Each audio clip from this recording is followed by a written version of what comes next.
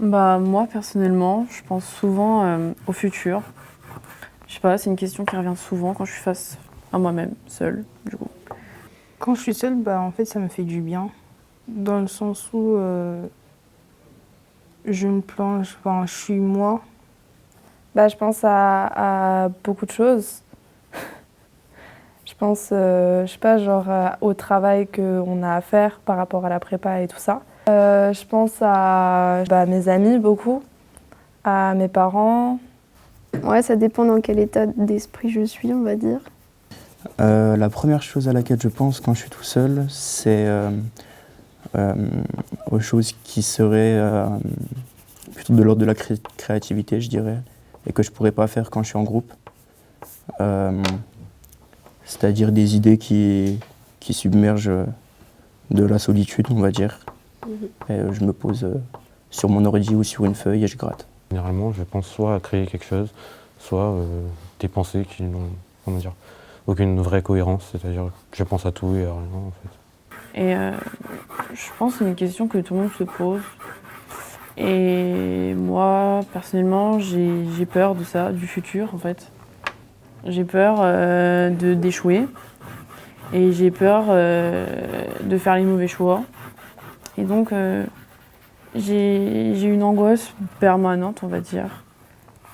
Mais oui, il y a une certaine forme de pression qui s'installe, surtout pas quand on pense au travail, à la prépa. Tout d'un coup, j'ai l'impression d'être comme dans une bulle et j'entends plus trop les bruits autour. C'est souvent des angoisses. Je me rends compte tout d'un coup d'à quel point on est insignifiant. Je me dis que tout ce que je fais là, dans quelques secondes, peut-être je serai morte, on ne sait jamais. Et la Terre ne va pas s'arrêter de tourner pour moi. Les gens vont continuer à vivre et tout sans savoir que j'étais vivante à un moment. Déjà, je suis quelqu'un qui n'est pas sûr de moi, j'ai toujours besoin de l'approbation d'autres personnes. Je me sous-estime beaucoup trop. Quand je vois par exemple les travaux des autres, je me dis pourquoi je suis là. Et j'avais peur de voler la place en fait à quelqu'un d'autre qui le méritait plus que moi. Et du coup, t'as comme un syndrome de l'imposteur, on va dire. C'est ça. C'est ça.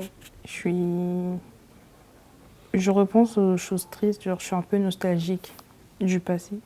Je me pose beaucoup de questions aussi. Sur moi, sur les choses qui m'arrivent et pourquoi elles m'arrivent, qu'est-ce que je fous là? Parfois, on sent que je sers à rien ici, Dès qu'on commence à parler de travail, en fait, ça nous fait penser un peu au portfolio, aux concours qui vont passer.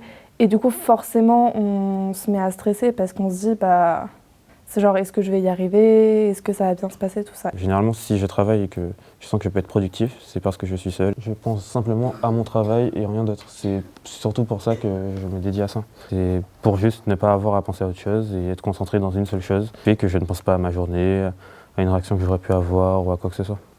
Je me cherche énormément et du coup, je trouve pas vraiment ma place au sein de ma famille, même au sein de l'école, au sein de l'environnement, tout court.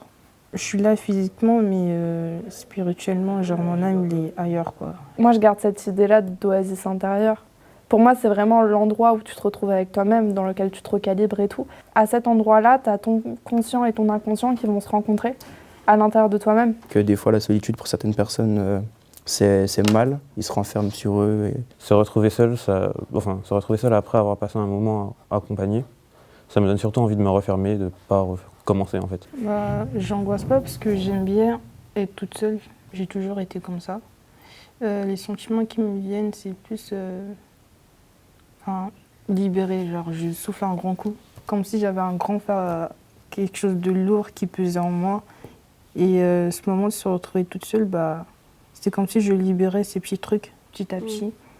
Ce qui me fait peur, c'est de ne pas laisser de traces. C'est pour ça aussi que je dessine, c'est parce que pour moi, ça laisse une trace. En fait, c'est comme s'il y avait du bruit dans ma tête quand je suis toute seule. C'est comme si je remplaçais les gens qui étaient là en vrai par des gens dans ma tête. Ça m'aide à créer, etc., à avoir des idées qui proviennent de la solitude. J'ai cette certitude qu'on est là pour une raison, qu'on est sur Terre pour une raison, qu'on est venu pour une raison.